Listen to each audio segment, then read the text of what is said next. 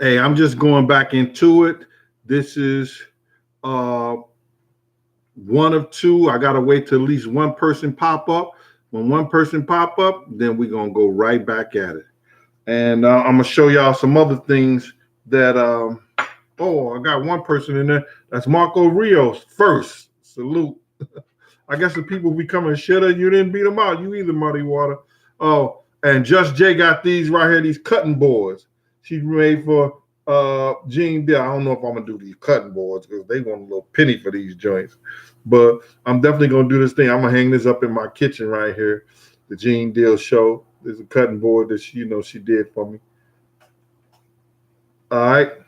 That's on that design. She got her own thing, you know. You need to check it out. But anyway, so where we was at? We was at the hotel. So at the hotel, that was the first tape conversation at the hotel. It cuts off. They look at each other like they stupid. And I'm sorry I didn't wait for a lot of y'all getting in here. Y'all just have to get back to it. So they looked at each other. So I goes off on them. Yo, y'all taping me? Y'all taping me without my consent? My lawyer just looking at them. So, and then she said, why would y'all tape my client without telling us that we are being recorded? And then they gave this old stupid ass excuse that what they do is they may not remember everything. So they recording the thing. She said that has nothing to do with getting our permission, sir. And in that interview, that's when they asked me, did I know Eric Von Zip? They already knew I knew Eric Von Zip. So I said yes. And only question they asked me, is he any kin of Puff? I said, they're not no real kin, but people call him, think it is his uncle or whatever like that. They just say that. You understand? But they're no real kin. So that's the only thing I have expressed about Eric Von Zip. You understand? Good shot, Reds. Try to, like Zip got killers out of here.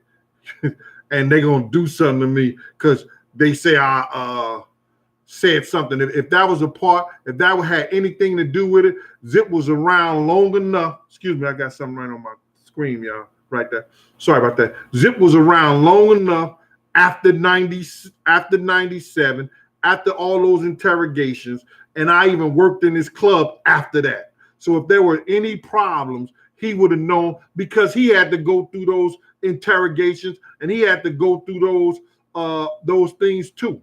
So all that other bullshit that you're trying to run to the public, it's a nada, brother. But I'm not on you right now. I'm back at Mr. Kading with this tape stuff. Because he said I was taped 3 times. No, brother, I was taped twice at the hotel with the cops and 2 years later. See, they never came back. After I pointed that picture out, they was like, oh, shit. He know it's one of us. He know that we might have something to do with it. Because that person could be tied back to LAPD. They never came back. But hold up, they never came back because Gene Deal wasn't important. Gene Deal statement was lies, huh, Mr. Kading? Check this out. 2 years later, about 2 years later, the LAPD is doing a deposition. They bring in all the witnesses to a hearing. This guy here was there. Mr. Unimportant Statement was there. Mr. Didn't pick out the right guy was there. Mr. Don't know what he's talking about. This crazy was there. Why? Because I could state how the cops never came back and spoke to me after I pointed out the individual.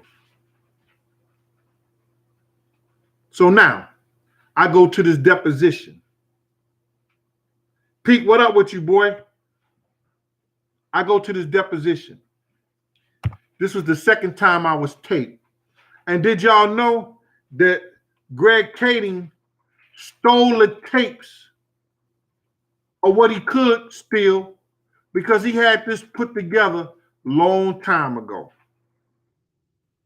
So LAPD didn't hand this stuff over to him. He stole the tapes. Deion Brown, he stole the tapes.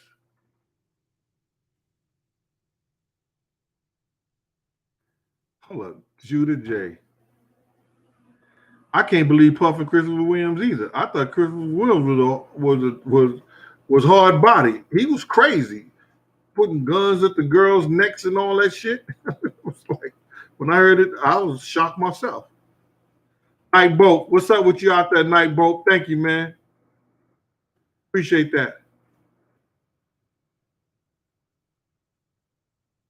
Miss D. What's up, G?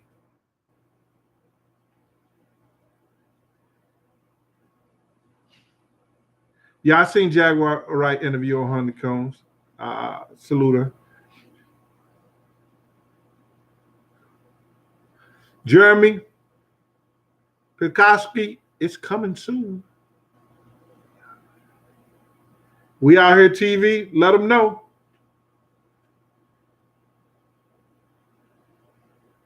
Oh, they out in Fairground Park. You better watch out over there on Natural Bridge and Kings Highway.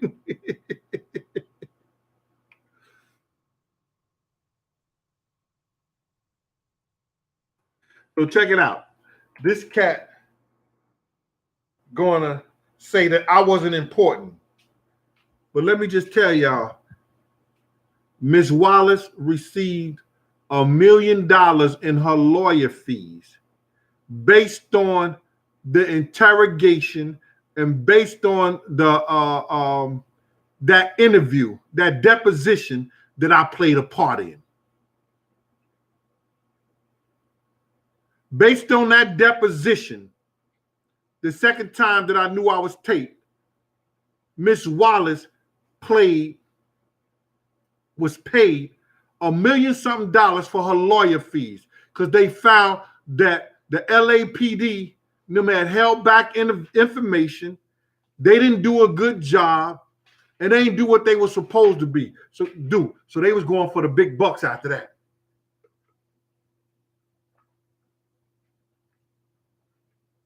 They was going for the big bucks after that.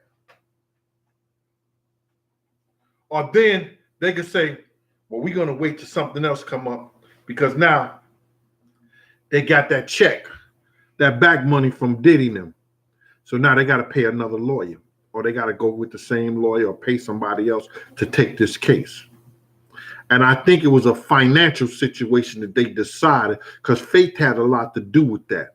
Do we put this money out because it's going to be a long battle. You fighting the city for hundreds of millions of dollars. So they decided at this time not to go back in there. Don't know why.